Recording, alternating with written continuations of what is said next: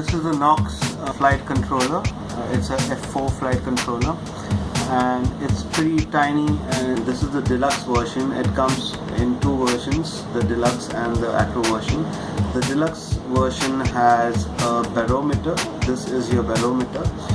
This also has a black box which is of 2 MB. One big problem with this board is that it does not come with any kind of documentation. To sum it up, these are the ports where you connect your video transmitter and your camera. You have your video in from your camera and your video out to your video transmitter. You've got a 5-volt output rail here and you have a ground pin here. You have your UART port here, which is for your DSM2 receiver. You connect your LEDs. If you are putting in programmable LEDs, you connect them to the inner bottom 3 ports. This board comes with a connector like this, which essentially allows you to connect your board to your 4-in-1 speed controller.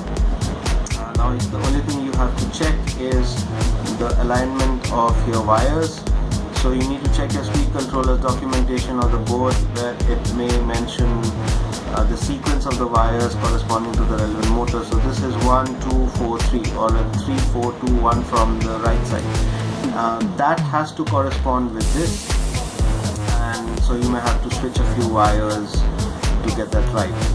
It's a really light board. It weighs at about 3 grams.